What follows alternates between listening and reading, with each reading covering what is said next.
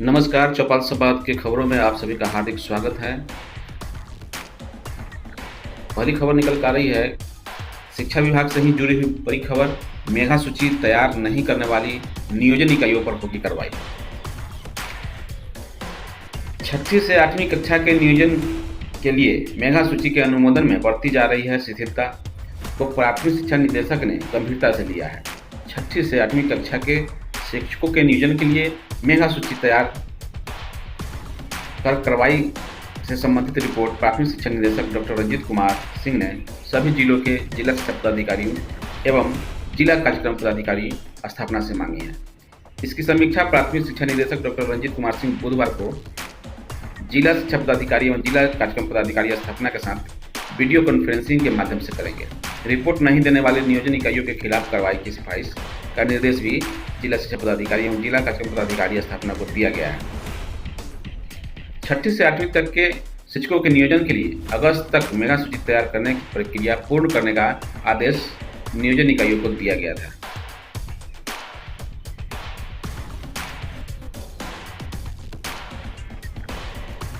राष्ट्रीय शिक्षा नीति को लेकर 20 अगस्त को राष्ट्रीय वेबिनार का आयोजन किया गया है। पटना सिटी के गुरु गोविंद सिंह कॉलेज के गणित विभाग के विभागाध्यक्ष प्रोफेसर आदित्य प्रकाश दास ने बताया कि वेबिनार के दूसरे और अंतिम कड़ी में राष्ट्रीय शिक्षा नीति उच्च शिक्षा के परिप्रेक्ष्य में बिहार पर रिटायर्ड आईएएस अधिकारी विजय प्रकाश का व्याख्यान होगा। वहीं एक और महत्वपूर्ण खबर निकल के आ रही है, पटना से ही एनसीईआरटी ने क्लास 1 से लेकर के 12वीं तक की सभी किताबें ऑनलाइन जारी कर दी है। Central institute of education technology CIET ने अपनी वेबसाइट ciet.nic.in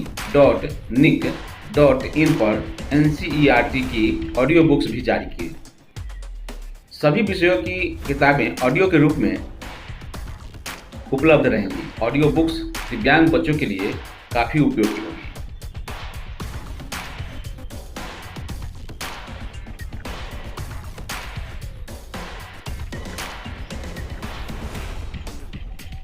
नई शिक्षा नीति बिहार की भविष्य गढ़ने में अहम भूमिका निभाएगी।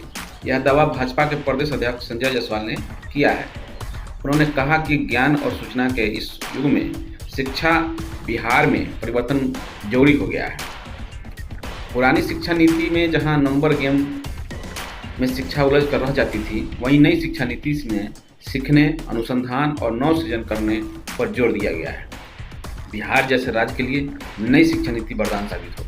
इस नीति में शिक्षा को रोजगार युक्त बनाने के लिए सभी व्यावसायिक शिक्षा को उच्च शिक्षा प्रणाली का अभिन्न बनाने की बात कही गई है, जिसमें युवा न केवल आत्मनिर्भर बनेंगे बल्कि वे नौकरी मांगने वाले की जगह नौकरी देने वाले बनेंगे। युवाओं की यह आत्मनिर्भर राज्य भी विकास गति तेज करेगी। उन्होंने स्वीकार किया कि कई युवा अनेक कारणों से उच्च शिक्षा जारी नहीं रख पाते हैं। नई शिक्षा नीति में उनका समाधान ढूंढने का प्रयास किया गया है। मल्टीपल एंट्री एंड एग्जिट की सुविधा के तहत ग्रेजुएशन में यदि छात्र किसी कारण से आगे नहीं बढ़ पाता है तो वो सिस्टम से अलग होने से बच जाएंगे। नई शिक्षा नीति के तहत 1 साल के बाद सर्टिफिकेट, 2 साल के बाद डिप्लोमा, 3 साल के बाद डिग्री यानी प्रथम, द्वितीय और तृतीय वर्ष के क्रेडिट जुड़ते रहेंगे। तो इस तरीके से नई शिक्षा नीति के तहत संजय जायसवाल ने प्रमुख बातें कही हैं। आगे आते हैं, अगली खबर है पटना से। अपनी क्यारी अपनी थाली होगा पोषण वाटिका का मूल मंत्र। पोषण वाटिका पर आंगनबाड़ी कार्यकर्ताओं को दिया गया है प्रशिक्षण।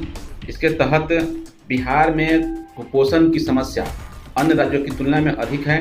वर्तमान में कोरोना संक्रमण के कारण आंगनबाड़ी केंद्र बंद है, लेकिन इसके बावजूद भी पोषण सेवाओं का सुचारू रूप से चलाया जा रहा है।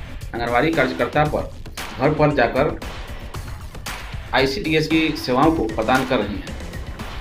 इस लिहाज से भी सामुदायिक घोषणा को सुनिश्चित करना अत्यंत जरूरी हो गया है। इस कड़ी में पोषण वाटिका का विषय महत्वपूर्ण एवं प्रासंगिक भी है। तो ये एक खबर जो निकल के आ रही है, जो यूनिसेफ के माध्यम से आयोजित की जा रही है। अपनी क्यारी अपनी थाली होगा पोषण वाटिका का मूल मंत्र। वहीं बहाली को लेकर शिक्षा मंत्री के आवास का घेराव किया गया। शारीरिक शिक्षा एवं स्वास्थ्य अनुदेशक अभ्यर्थियों ने मंगलवार को शिक्षा मंत्री के आवास का घेराव किया।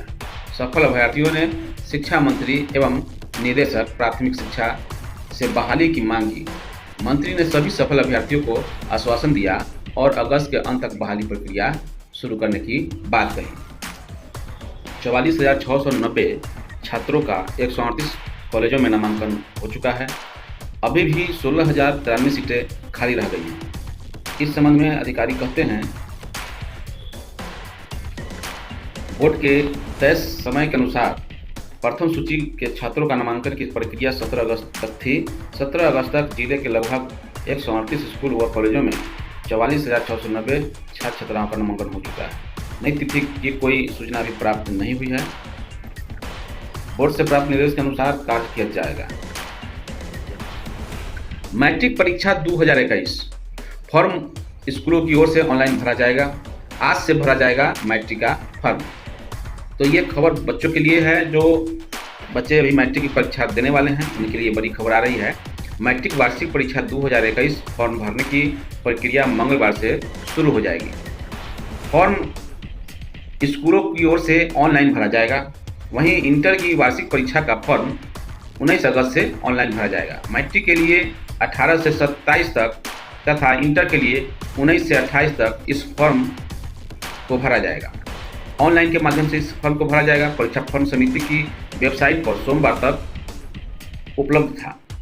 फॉर्म भरकर स्टूडेंट विद्यालय में जमा कर चुके हैं। अब इसी फॉर्म को स्कूल प्रधान द्वारा 18 अगस्त से ऑनलाइन भरा जाएगा।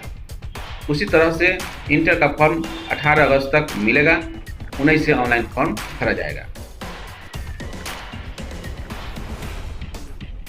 मैट्रिक का फॉर्म भरने के लिए 830 रुपये लगेंगे।